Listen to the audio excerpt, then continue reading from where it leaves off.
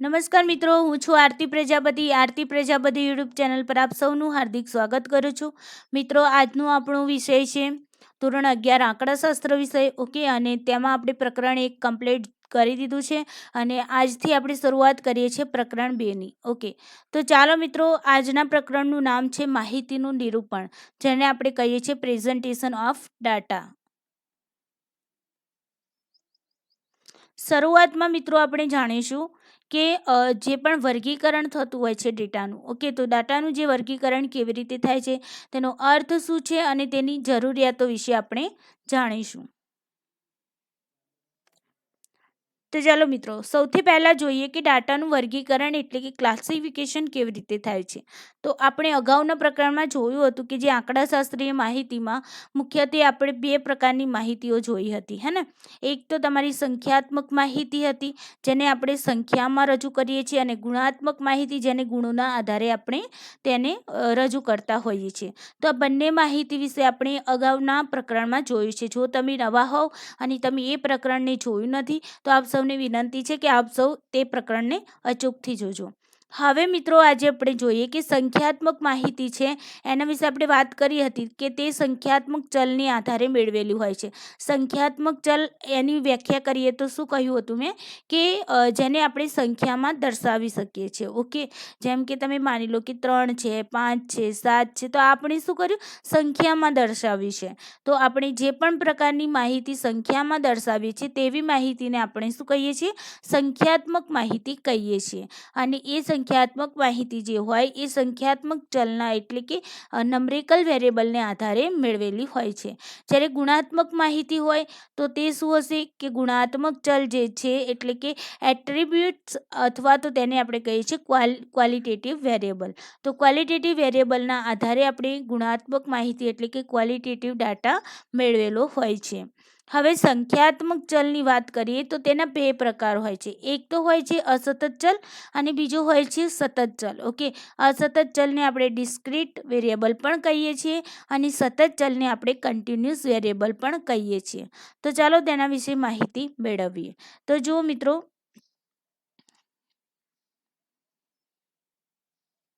Okay, અહીંયા આપણે સંખ્યાત્મક ચલની વાત કરીએ છીએ. ઓકે, તો સંખ્યાત્મક ચલ જે છે તેના 2 પ્રકારો છે. એક તો છે તમારું અસતત ચલ અને બીજું છે તમારું સતત ચલ. ઓકે, હવે આગળ જુઓ કે અસતત ચલને આપણે ડિસ્ક્રીટ વેરિયેબલ કહીએ છીએ. ઓકે, તો અહીંયા એ પણ લખી દઈએ, ડિસ્ક્રીટ વેરિયેબલ. ઓકે, અને અહીંયા તમારું સતત ચલ છે, જેને આપણે કહીએ છીએ કન્ટિન્યુઅસ વેરિયેબલ. ઓકે,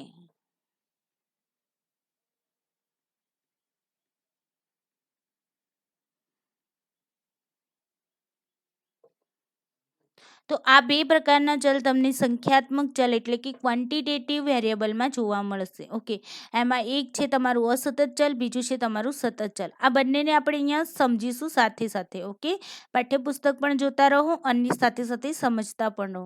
તો જુઓ, જે ચલ 2 સીમાઓ વચ્ચેની નિશ્ચિત, ઓકે, એટલે કે ફિક્સ અને ગણી શકાય તેટલી જ કિંમતો જો ધારણ કરી શકે તેમ હોય તો તેને આપણે અસતત ચલ કહીએ છીએ. અહીંયા સમજો કે અહીંયા શું કહેવા માંગે છે કે એવું ચલ જે શું કરે છે, 2 સીમાઓ વચ્ચે, માની લો કે અહીંયા 2 સીમા છે. ઓકે,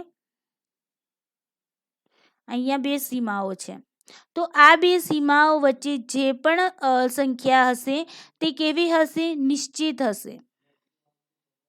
ઓકે, નિશ્ચિત હશે અને તે ફિક્સ હશે, અને તે પાછી કેવી હશે, ગણી શકાય તેવી હશે. ગણી શકાય તેવી. તો જે સંખ્યાઓ, જે 2 સીમાઓની વચ્ચે આવેલી જે સંખ્યાઓ છે એ નિશ્ચિત હોય અને તે ગણી શકાય હોય તેવી સંખ્યાઓને આપણે અસતત ચલ કહીશું. ઓકે, જેમ કે માની લો કે કુટુંબોની સંખ્યા છે. ઓકે, તમે માની લો કે તમને કોઈ પૂછવામાં આવે કે ભાઈ તમારા સમાજમાં, તમારા ગામમાં કેટલા કુટુંબ હશે, હે ને. કે તમારા સમાજના કેટલા કુટુંબ હશે તમારા ગામમાં, તો તમે શું કહીશું, તો તેને તમે ગણી શકો છો ને કુટુંબને, કે ભાઈ આ એક પરિવાર, આ બીજો પરિવાર, આ ત્રીજો પરિવાર, આ ચોથો પરિવાર, આ પાંચમો પરિવાર, હે ને. તો તેને તમે નિશ્ચિત રીતે ગણી અને તમે કહી શકો છો કે જેમ કે માની લો કે એક્ઝામ્પલ રૂપે તમે ગણતરી કરી અને તમને જાણવા મળ્યું કે ભાઈ અમારે 10 કુટુંબ ત્યાં હશે. ઓકે, તો આ તમે શું કર્યું, ફિક્સ હોય ત્યાં. ઓકે, 10 કુટુંબ તો 10 કુટુંબ, એટલે કે નિશ્ચિત અને ગણી શકાય તેવી અહીંયા માહિતી આપણા અસતત ચલમાં હોય છે. ઓકે, ત્યારબાદ જુઓ કે જેમ કે કુટુંબ દીઠ બાળકોની સંખ્યા, માર્ગ પર થતા અકસ્માતો, માર્ગ ઉપર રસ્તામાં જે અકસ્માત થાય છે, ઓકે, તો એ અકસ્માતો પણ આપણે ગણી શકતા હોય કે ચાલો ભાઈ આ રોડ ઉપર આટલા અકસ્માત, આ એક અકસ્માત થયો, આજે એક અકસ્માત થયો, કે કાલે 2 અકસ્માત થયા હતા. ઓકે, તો એ આપણે ગણી શકીએ છીએ. તો ગણી શકાય તેવી અને નિશ્ચિત હોય તેવી સંખ્યાઓને આપણે કેવા કહીશું, અસતત ચલ કહીશું. ત્યાં ફિક્સ કિંમત હશે. ઓકે, જેમ કે જો કોઈ ચલની કિંમત હોય કે 1.2, તો અહીંયા ફિક્સ છે. એ એક્સ ચલ જે છે એની કિંમત ફિક્સ છે કે ભાઈ એક્સ ચલ એટલે કે 1.2, 1.3, 1.5 અહીંયા નિશ્ચિત સંખ્યાઓ ધારણ કરે છે. ઓકે, તો જો વગેરે નિશ્ચિત કિંમતો ધારણ કરે તો તે ચલને આપણે અસતત ચલ કહેવાય છે. તો એવું વેરિયેબલ, એવું ચલ જે શું કરે છે, નિશ્ચિત ચલ સંખ્યા ધારણ કરે છે અને તે સંખ્યા પણ કેવી હોય છે, ગણી શકાય તેવી હોય છે. માની લો કે તમને એમ પૂછવામાં આવે કે ભાઈ તમારા પરિવારમાં કેટલા સભ્યો છો, તો તમે માની લો કે તમારા ઘરમાં 5 લોકો મોટા હોય અને એક નાનું બાળક હોય, તો તમે તો એમ જ કહેવાના છીએ ને કે અમે ટોટલ 6 જણા છીએ. તમે એવું તો કહેશો ને કે ભાઈ 5.5 લોકો છીએ, હે ને. નાનું બાળક હશે તો પણ તમે તેને પરિવારના સભ્ય તરીકે જ ગણવાના છો, હે ને. એને કે અડધું તો બતાવવાના નથી. તો અહીંયા કેવું હશે કે તમે જે સંખ્યા હશે તે નિશ્ચિત અને ગણી શકાય તેવી હશે, ફિક્સ હશે. અહીંયા તમે એને અડધું નહીં કહો, એને પૂરી સંખ્યામાં જ તમે અહીંયા દર્શાવશો. તો અસતત ચલમાં આ પણ યાદ રાખવાનું છે કે અહીંયા જે સંખ્યા દર્શાવીએ છીએ એ નિશ્ચિત હોય છે, ગણી શકાય તેવી હોય છે અને તેની આંકડામાં કેવી હોય છે, પૂર્ણ સંખ્યા હોય છે. ઓકે, પૂરેપૂરી આખી સંખ્યા હોય. ઓકે, તો અહીંયા એ પણ આપણે યાદ ખાસ રાખીશું કે જે પૂર્ણ સંખ્યામાં હોય છે. ઓકે, હવે આગળ વાત કરીએ કે જે ચલ 2 સીમાઓની વચ્ચેની બધી જ કિંમતો ધારણ કરી શકે તેમ હોય તો તે ચલને આપણે સતત ચલ કહેવામાં આવે છે. સમજો અહીંયા શું કહેવા માંગે છે કે અહીંયા માની લો આ 2 સીમા છે, એની વચ્ચે તમારી અહીંયા સંખ્યાઓ છે. તો અહીંયા જે સંખ્યા હશે કોઈ પણ રૂપ ધારણ કરે. અહીંયા શું હતું, ફિક્સ હતું કે ભાઈ 1, તો અહીંયા 2, અહીંયા 3, આ 4, આ 5, તો ફિક્સ હતું અહીંયા. ઓકે, પણ અહીંયા શું હશે કે અહીંયા માનો 1, 2, 3, 4, 5 આ રીતે છે. તો અહીંયા જે ચલ હશે એ અહીંયા પણ સંખ્યા લઈ શકે છે, અહીંની પણ સંખ્યા લઈ શકે છે, અહીંની પણ સંખ્યા, કોઈ પણ પ્રકારની સંખ્યા ધારણ કરી શકે છે. જેમ કે માની લો કે આ 0 થી 1 વચ્ચેની સંખ્યા છે. ઓકે, તો આ 1 છે. અહીંયા તો શું હતું કે અહીંયા 0 છે, તો 1 ધારણ કરશે, 2 ધારણ કરશે, 3, 4, 5 આ ફિક્સ ધારણ કરશે. પણ અહીંયા એવું નહીં હોય, અહીંયા 0 થી 1 ની વચ્ચે પણ જે પણ સંખ્યાઓ આવશે ને એને પણ તે ધારણ કરી દેશે. એટલે કે અહીંયા તમે દશાંશ અપૂર્ણાંકમાં પણ જવાબ લાવી શકો છો. નાનામાં નાના એકમ સુધી પણ તમે અહીંયા એને મૂકી શકો છો. ઓકે, જેમ કે અહીંયા જુઓ કે અનિશ્ચિત હશે. અહીંયા જે સંખ્યા હશે કેવી હશે, અનિશ્ચિત હશે, ફિક્સ નહીં હોય. ઓકે, ત્યારબાદ આપણે તેને ગણી નહીં શકતા હોઈએ. ઓકે, એટલે કે તે ગમે તે કિંમત ધારણ કરી શકે. ફિક્સ આપણે એને ગણી ના શકીએ કે હા આટલી જ હશે, કોઈ પણ કિંમત તેની આવી શકે. ગણી તો શકાય પરંતુ એની કિંમત જે હશે એ ફિક્સ નહીં હોય. ઓકે, તો અહીંયા આપણી અપૂર્ણાંકમાં જે સંખ્યાઓ લખીએ છીએ ને એવી સંખ્યાઓ પણ આવી જશે. ઓકે, અપૂર્ણાંક સંખ્યા પણ આવી જશે. જેમ કે માની લો કે તમારે વજન તમે માપો છો, તો વજન તમારું 15 કિલો પણ હોઈ શકે છે અને 15.1 કિલો પણ હોઈ શકે, 15.2 કિલો પણ હોઈ શકે, 15.7 કિલો પણ હોઈ શકે. એટલે કે આ નાનામાં નાના એકમ સુધીનું પણ હોઈ શકે છે. ઓકે, અહીંયા જેમ કુટુંબની સંખ્યાની વાત કરી કે ભાઈ 5 લોકો છે તો 5 સભ્ય કહીશું. ઓકે, 5.5 નહીં કહીએ. પણ અહીંયા જુઓ કે અહીંયા કોઈ પણ સંખ્યા હશે અને તમે નાનામાં નાના એકમમાં પણ લાવી શકશો. એટલે કે અહીંયા જે સંખ્યા હશે કેવી હશે, અનિશ્ચિત હશે. ઓકે, ચાલો. અને તે કેવી હશે, બધી જ કિંમતો અહીંયા ધારણ કરશે. અહીંયા જે હશે ને બધા જ પ્રકારની કિંમતો ધારણ કરશે.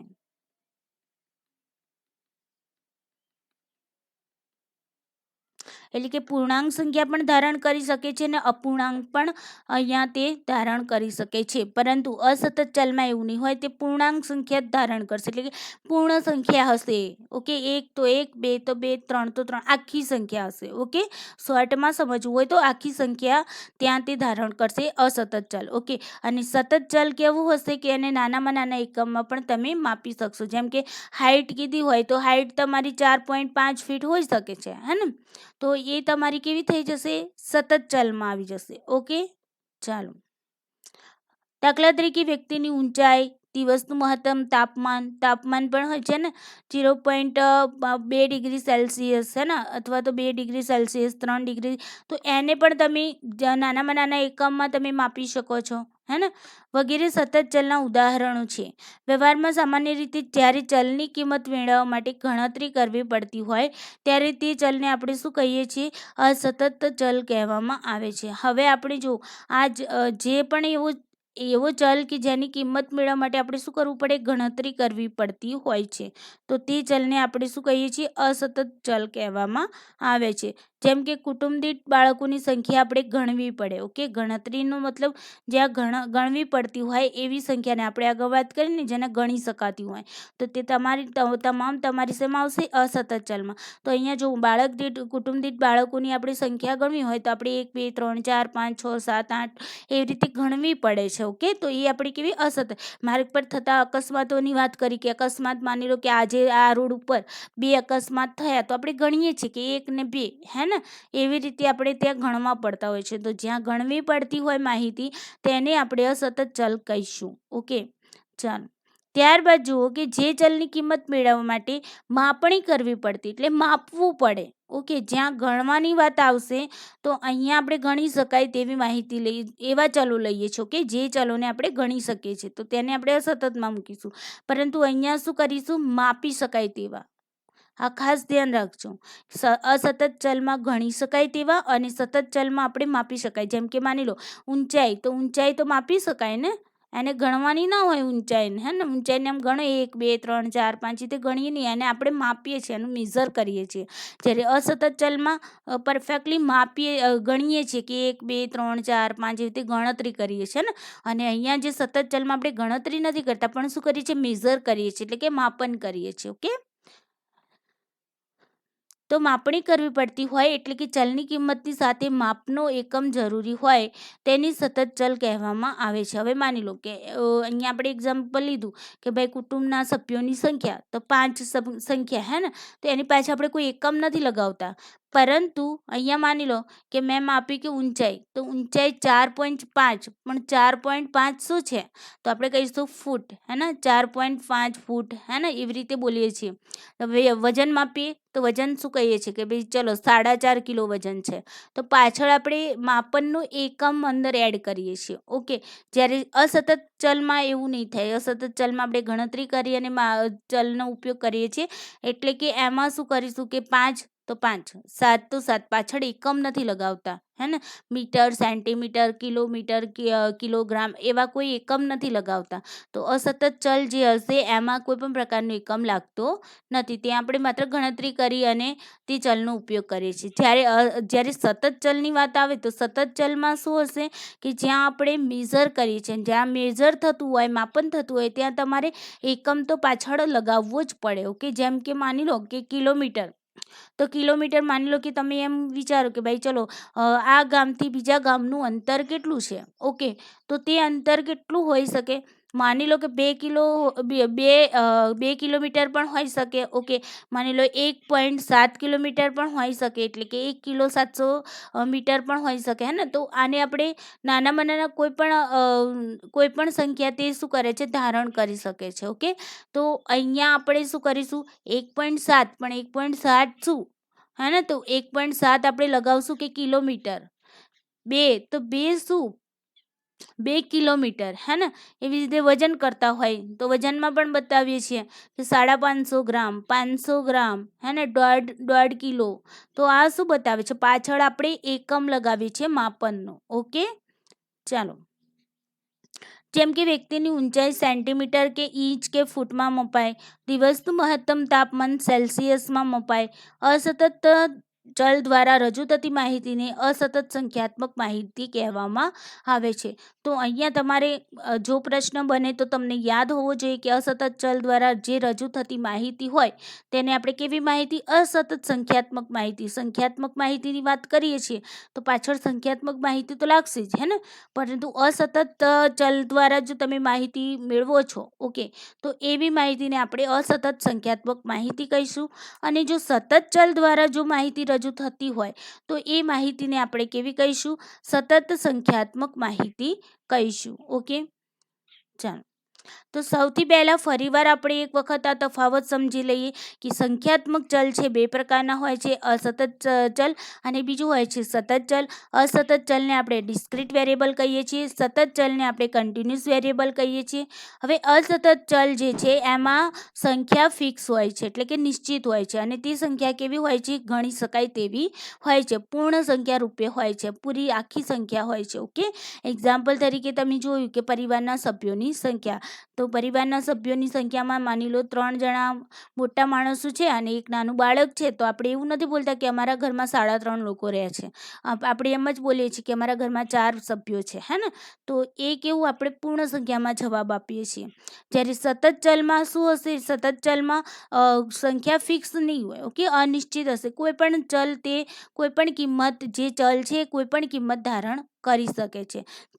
અસતત ચલમાં જે ચલ હતું એ ફિક્સ કિંમત ધારણ કરે છે. ઓકે, આટલું તો આટલું જ એમ ફિક્સ કિંમત ધારણ કરે છે. જ્યારે સતત ચલમાં તે ફિક્સ કિંમત ધારણ કરતું નથી, કોઈ પણ કિંમત ધારણ કરી લે છે. ઓકે, અને તે મોટાભાગે આપણે અપૂર્ણાંક સંખ્યામાં પણ તેનો જવાબ મળતો હોય છે. ઓકે, એટલે કે પૂર્ણ સંખ્યામાં તો જવાબ મળી જ શકે, પરંતુ અપૂર્ણાંક સંખ્યામાં પણ અહીંયા આપણને જવાબ મળતો હોય છે. ઓકે, તો આ એક ખાસિયત આપણે અહીંયા યાદ રાખવાની છે કે તે કોઈ પણ પ્રકારની કિંમત ધારણ કરી શકે છે, સતત ચલ.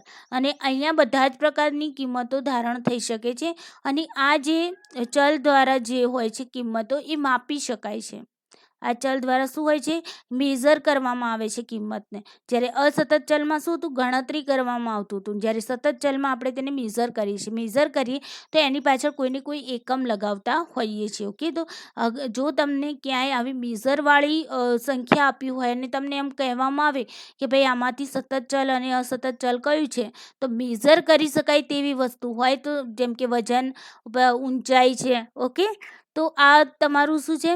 આ તમારી મેઝર કરી શકાય તેવી વસ્તુ છે, તો ત્યાં તમારે લખી દેવાનું કે સતત ચલ. ઓકે, અસતત ચલની વાત આવે તો જ્યાં મેઝર નથી કરી શકાતું પરંતુ ગણતરી કરી શકાય છે તો તે તમારું અસતત ચલ કહેવાશે. ઓકે, અને અસતત ચલ દ્વારા જે માહિતી મેળવવામાં આવે છે તો તેવી માહિતીને આપણે કેવી કહીશું?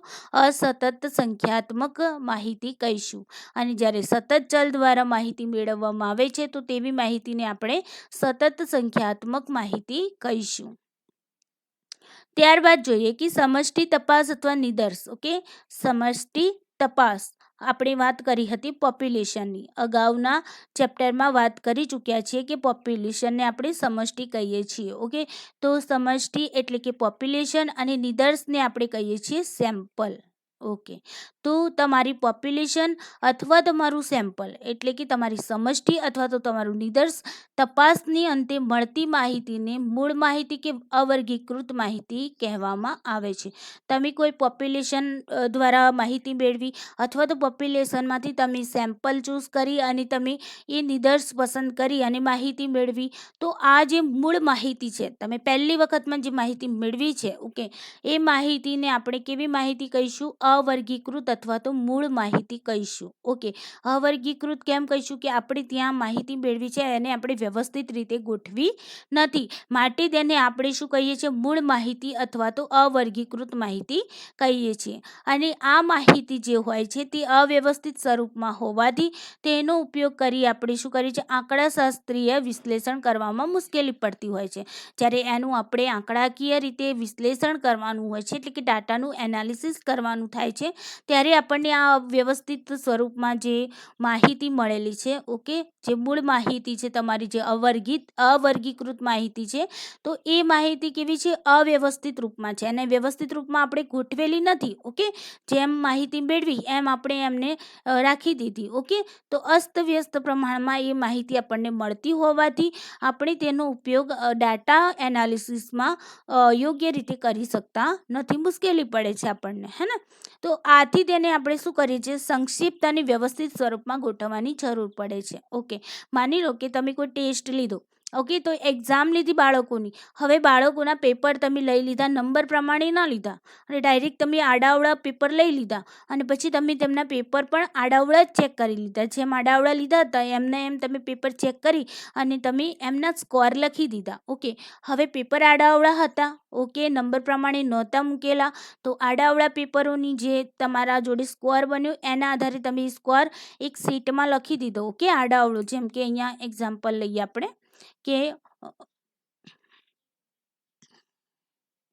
અહીંયા માની લો કે તમે 10 બાળકોનો ટેસ્ટ લીધો. ઓકે, હવે 1 2 3 4 5 6 7 8 9 અને 10, આ 10 બાળકોએ પરીક્ષા આપી. 10 બાળકોને નંબર પ્રમાણે તેમણે પરીક્ષા આપી, પણ તમે તેમના પેપર લીધા ત્યારે તમે માની લો કે આડાવડા પેપર લઈ લીધા, એટલે માની લો 3 4 2 7 1 8 9 બરાબર 5 10, આ રીતે તમે આડાઅવળા પેપર લઈ લીધા બાળકોના. હવે એમને તમે પેપર પણ ચેક કરી દીધા. માની લો કે આને મળ્યા 50માંથી 48 મળ્યા, આને મળ્યા 47, આને મળ્યા માની લો કે 40, ઓકે, આને મળ્યા માની લો 36, આને મળ્યા માની લો 23, આને માની લો 18 મળ્યા, આને માની લો 45 મળ્યા, ઓકે, આને માની લો 49 મળ્યા, આને માની લો કે 42 મળ્યા. ઓકે, તો આ રીતે તમે આ આડાવડા નંબરો છે, ઓકે, આ વિદ્યાર્થીઓના નંબરો છે.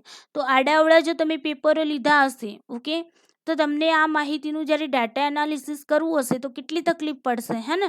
તો અહીંયા તમે યોગ્ય રીતે ડાટા એનાલિસિસ કરી શકશો નહીં. તો તમારે આના માટે શું કરવું પડે કે જે સ્કોર મળ્યા છે એ સ્કોર પ્રમાણે તમારે વિદ્યાર્થીઓને ગોઠવવા પડે. એટલે કે સૌથી ઓછા સ્કોર કોણે મેળવ્યા? તો તમે કહીશું અહીંયા 18 માર્ક્સ છે, સૌથી ઓછા છે, તો તમે 18 માર્ક્સવાળાને અહીંયા મૂકો, હે ને? ત્યારબાદ તમે 23 વાળાને મૂકો, ત્યારબાદ તમે 36 વાળાને મૂકશો, ત્યારબાદ 40 વાળાને મૂકશો, ત્યારબાદ 42 વાળાને મૂકશો, એના પછી તમે 45 વાળાને મૂકશો, 47 વાળાને મૂકશો, 48 વાળાને મૂકશો, 49 વાળાને મૂકશો. તો આ તમે શું કર્યું? આ માહિતી તમે વ્યવસ્થિત કરી દીધી, હે ને? એને આપણે ચડતા ક્રમમાં ગોઠવી દીધું. ઓકે, તો આ તમે માહિતીને વ્યવસ્થિત કરી, પરંતુ આ માહિતી કેવી હતી? અવ્યવસ્થિત હતી. તો આનું જ્યારે ડાટા એનાલિસિસ કરવું હોય ત્યારે આપણને ખૂબ મુશ્કેલી પડે.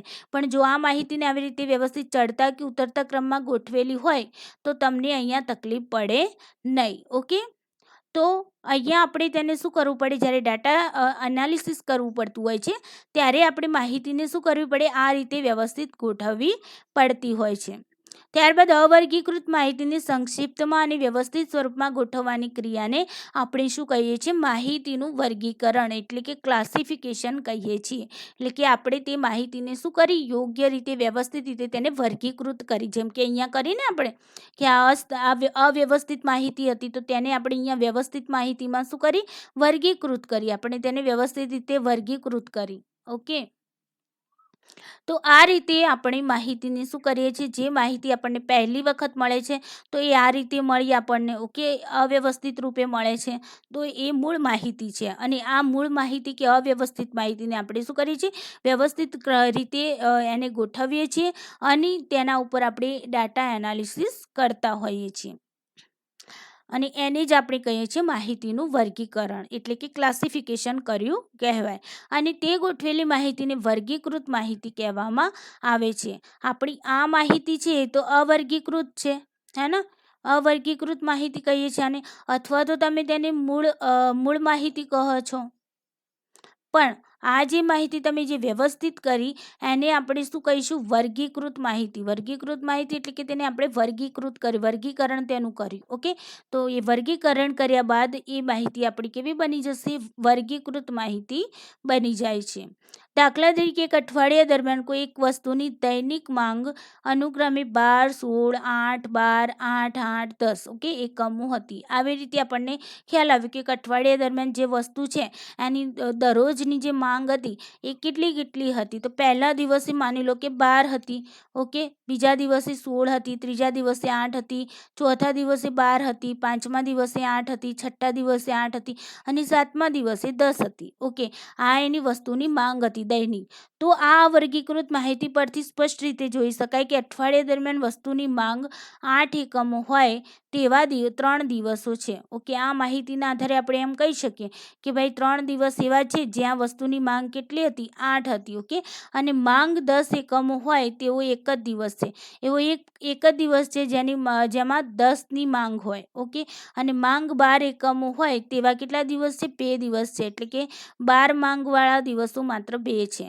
અને વસ્તુની માંગ 16 એકમો હોય તેવો એક જ દિવસ છે. એટલે કે આ 16 માંગ હતી એવો એક જ દિવસ છે. હવે આ વિગતને નીચે પ્રમાણે આપણે વર્ગીકૃત માહિતીમાં દર્શાવી શકાય. કેવી રીતે વર્ગીકૃત કરીશું? જુઓ, તો અહીંયા જુઓ કે અઠવાડિયાના દિવસ દરમિયાન આપણને વસ્તુની માંગ દર્શાવતું અહીંયા કોષ્ટક બનાવ્યું. ઓકે, તો જુઓ કે વસ્તુની માંગ, ઓકે, તો અહીંયા 8, 10, 12 અને 16 જ આપણને મળ્યા છે. 7 દિવસ છે, પરંતુ અહીંયા આપણે શું જોયું કે 8 છે. ઓકે, આ 8 થઈ ગયા. ઓકે, ત્યારબાદ 12 છે. ઓકે, 12 છે.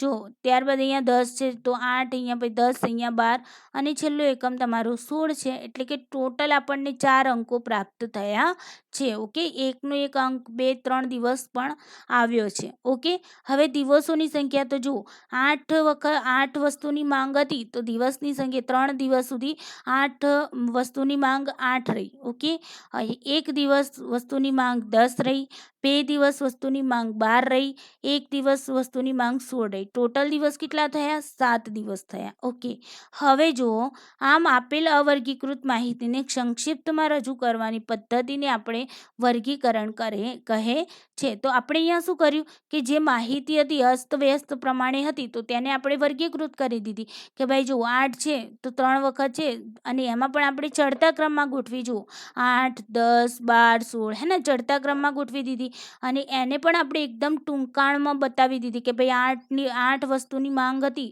8. ઓકે, તો એ કેટલા દિવસ સુધી રહી? 3 દિવસ સુધી. 10 હતી તો 1 દિવસ સુધી રહી. 12 આપણે 2 દિવસ સુધી રહી. 16 આપણે 1 દિવસ સુધીની રહી. ઓકે, તો ટોટલ દિવસ આપણને અહીંયા 7 પણ મળી ગયા. તો આપણે આ શું કર્યું? માહિતીને એકદમ ટૂંકમાં આપણે રજૂ કરી. અને કેવી માહિતી હતી આપણી પાસે? અવર્ગીકૃત હતી. તેને આપણે શું કર્યું? વર્ગીકૃત કરી. એટલે આ રીતે આપણે અવર્ગીકૃત માહિતીને ટૂંકમાં, સંક્ષિપ્તનો મતલબ થશે ટૂંકમાં. ઓકે, ટૂંકાણમાં જ્યારે આપણે તેને રજૂ કરીએ છીએ તો એ રજૂ કરવાની જે પદ્ધતિ છે એને જ આપણે કહીએ છીએ વર્ગીકરણ. ઓકે, આંકડાશાસ્ત્રના અભ્યાસમાં વર્ગીકરણની જરૂરિયાત મુખ્યત્વે નીચેના કારણોસર હોય છે. ચાલો કારણો જાણીએ. તો વિસ્તૃત માહિતીને આપણે શું કરી શકીએ છીએ? ટૂંકમાં યાની કે સંક્ષિપ્તમાં, સરળ રીતે અને આકર્ષક રીતે રજૂ કરવા માટે આપણે તેનો ઉપયોગ થતો હોય છે વર્ગીકરણનો. જુઓ, અહીંયા તમે જોઈ રહ્યા છો કે અહીંયા જે માહિતી મળી છે એ કેવી લાગી રહી છે? ઓકે, અહીંયા જે તમને માહિતી મળી રહી છે તો એ માહિતી કેવી લાગે છે તમને? યોગ્ય રીતે કમ્પ્લીટ દેખાતી નથી, હે ને? અને અહીંયા જો ચાર્ટમાં જે ચાર્ટ બનાવી અને માહિતીને વર્ગીકૃત કરી છે તો એ માહિતીમાં તમને પરફેક્ટ ખબર પડે છે ને. અહીંયા તો તમને એટલું જલ્દી ખ્યાલ નથી આવતો કે કેટલું. આ તો નાના આંકડાઓ છે. ઓકે, જ્યારે માહિતી બહુ વિસ્તૃત હોય ત્યારે તેને આપણે શોર્ટમાં બતાવીએ તો જલ્દી ખ્યાલ આવી જાય કે હા ભાઈ આ માહિતી આ કહેવા માગે છે. ઓકે, તો અહીંયા જો કોષ્ટકમાં આપણે ટૂંકમાં બતાવી દીધી. જે માહિતી આપણને અહીંયા લાંબી આપી હતી અને અવર્ગીકૃત હતી એ માહિતીને આપણે વર્ગીકૃત કરી અને ટૂંકમાં કરી દીધી. ઓકે, તો અહીંયા વર્ગીકરણની જરૂરિયાત એટલા માટે જ ઊભી થાય છે જ્યારે વિસ્તૃત માહિતી હોય છે ત્યારે આપણે તેને સંક્ષિપ્તમાં એટલે ટૂંકમાં બતાવી શકીએ, સરળ રીતે બતાવી શકીએ અને આકર્ષક રીતે તેને રજૂ કરી શકાય છે. ત્યારબાદ ત્યારબાદ માહિતીના જુદા જુદા લક્ષણો વચ્ચે સરળતાથી સરખામણી કરવા માટે. ઓકે, એક માહિતીને બીજા, જો અહીંયા આપણે એક માહિતીને બીજા માહિતી સાથે શું કરવી હોય, સરખામણી કરવી હોય, એટલે કે તુલના કરવી હોય. ઓકે, ત્યારે આપણે અહીંયા આપણને આ વર્ગીકરણ ખૂબ જ ઉપયોગી થાય છે. જો વર્ગીકરણમાં માહિતીને સમાન ગુણધર્મો અનુસાર સમૂહમાં વેચાતા હોવાથી સરખામણી સરળ બને છે. માની લો કે અહીંયા પ્રથમ દિવસની માહિતી આપો, દ્વિતીય દિવસની માહિતી આપો, ઓકે, તૃતીય દિવસની માહિતી આપો. તો અહીંયા તમે જે રીતે વર્ગીકરણ કરશો આ રીતે, તો વર્ગીકરણથી તમને ખ્યાલ આવશે કે ભાઈ જો પહેલા દિવસે મારી આટલી ઇન્કમ થઈ હતી, માની લો કે 10,000 ઇન્કમ થઈ. ઓકે, દ્વિતીય દિવસે માની લો કે મારી 15,000 ઇન્કમ થઈ, તૃતીય દિવસે માની લો કે મારી 5,000 ઇન્કમ થઈ. તો અહીંયા જો વર્ગીકૃત કરેલી હશે માહિતીને, તો તમને સ્પષ્ટ રીતે ખ્યાલ આવી જશે કે ભાઈ હા, આ રીતે આપણે માહિતી, આ રીતે આટલી ઇન્કમ થયેલી છે. ઓકે, તો અહીંયા આપણને જ્યારે આપણે તેને વર્ગીકરણમાં માહિતીને સમાન ગુણધર્મો અનુસાર સમૂહોમાં વેચીએ છીએ ત્યારે સરખામણી કરવી સરળ બને છે. તો અહીંયા આપણે તુલના કરી શકીએ કે ભાઈ પ્રથમ દિવસ અને દ્વિતીય દિવસની સરખામણીમાં, પ્રથમ દિવસની સરખામણીમાં દ્વિતીય દિવસે ફાયદો થયો છે કે નુકસાન થયો છે. ઓકે, તો અહીંયા ઇન્કમ તમારી આવક 10,000 હતી, અહીંયા આવક તમારી 15,000 આવી. તો અહીંયા તમે કહેશો કે હા ભાઈ મને નફો થયો, તો તરત જ તમને ખ્યાલ આવી જશે કેટલો નફો થાય છે, તો 5,000 નફો થાય છે. એ જ રીતે જો મારે અહીંયા બીજા દિવસની ત્રીજા દિવસ સાથે સરખામણી કરવી હોય તો હું ઇઝીલી સરખામણી કરી શકું છું કોષ્ટકના આધારે. ઓકે, વર્ગીકરણના આધારે હું ઇઝીલી અહીંયા વર્ગીકરણના આધારે માહિતી પ્રાપ્ત કરી શકું છું કે ભાઈ જો બીજા દિવસે આટલી ઇન્કમ થઈ હતી, તો ત્રીજા દિવસે આટલી ઇન્કમ થઈ, તો બંને વચ્ચે કેટલો તફાવત છે, તો તમે કહેશો 10,000નો તફાવત છે. ઓકે, 10,000 શું થયું છે, નુકસાન ગયું છે.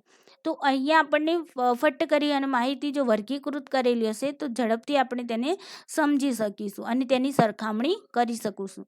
સમય, શક્તિ અને ખર્ચની બચત કરવા માટે પણ આ માહિતી ખૂબ જ વર્ગીકરણ કરવું ખૂબ જ જરૂરી છે. વર્ગીકરણ કરવાથી તમારો સમય પણ ઓછો થઈ જાય છે, તમારી શક્તિ પણ ઓછી થાય છે અને તમારી ખર્ચ જે થતો હોય એ પણ, એમાં પણ તમને બચત થતી હોય છે, કારણ કે શોર્ટમાં માહિતીને રજૂ કરતા હોઈએ છીએ.